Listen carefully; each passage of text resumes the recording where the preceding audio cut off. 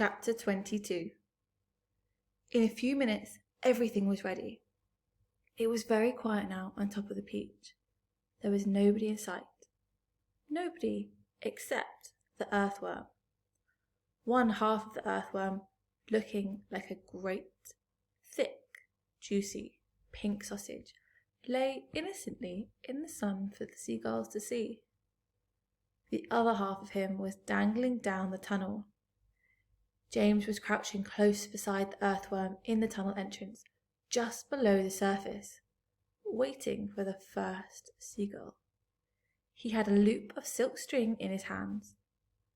The old green grasshopper and the ladybird were further down the tunnel, holding on to the earthworm's tail, ready to pull him quickly in out of danger as soon as James gave the word. And far below, in the great stone of the peach, the glowworm was lighting up the room so that the two spinners, the silkworm and Miss Spider, could see what they were doing. The centipede was down there too, exhorting them both frantically to greater efforts, and every now and again James could hear his voice coming up faintly from the depths, shouting, "Spin, silkworm, spin, you great fat lazy Bruce, faster, faster, or we'll throw you to the sharks." "Here comes the first seagull," whispered James. "Keep still now, earthworm, keep still. The rest of you, get ready to pull." "Please don't let it spike me," begged the earthworm. I won't, shh." Out of the corner of one eye, James watched the seagull as it came swooping down forwards towards the earthworm. And then, suddenly, it was so close that he could see its small black eyes and its curved beak. And the beak was open, ready to grab a nice piece of flesh out of the earthworm's back. "Pull!" shouted James. The old green grasshopper and the ladybird gave the earthworm's tail an enormous tug, and, like magic, the earthworm disappeared into the tunnel. At the same time, up went James's hand, and the seagull flew right into the loop of silk that he was holding out. The loop, which had been cleverly made, tightened just the right amount, but not too much, around its neck, and the seagull was captured. "Hooray!" shouted the old green grasshopper, peering out of the tunnel. "Well done, James!" Up flew the seagull, with James paying out the silk string as it went. He gave it about 50 yards, and then tied the string to the stem of the peach.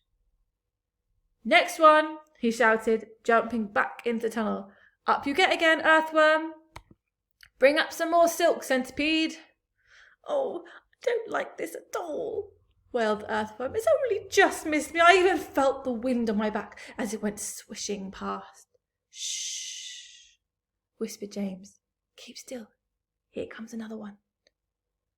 So they did it again, and again, and again, and again. And the seagulls kept coming, and James caught them one after the other and tethered them to the peach stem. 100 seagulls, he shouted, wiping the sweat from his face. "Keep going," they cried. "Keep going, James." 200 seagulls, 300 seagulls, 400 seagulls. The sharks, as though sensing that they were in danger of losing their prey, were hurling themselves at the peach more furiously than ever, and the peach was sinking lower and lower still in the water. 500 seagulls, James shouted. "Silkworm says she's running out of silk," yelled the centipede from below. "She says she can't keep it up much longer, nor can Miss Spider." "Tell them they've got to," James answered. "They can't stop now." "We're lifting," somebody shouted. "No, we're not. I felt it. Put on another seagull, quick." "Quiet, everybody, quiet. Here's one coming now." This was the 501st seagull, and the moment that James caught it and tethered it to the stem with all the others, the whole enormous peach suddenly started rising up slowly out of the water. "Look out! Here we go! Hold on, boys!" And then it stopped, and there it hung. It hovered and swayed, but it went no higher. The bottom of it was just touching the water. It was like a delicately balanced scale that needed only the tiniest push to tip it one way or the other. "One more will do it!" shouted the old green grasshopper, looking out of the tunnel. "We're almost there!" And now came the big moment. Quickly, the 502nd seagull was caught and harnessed to the peach stem.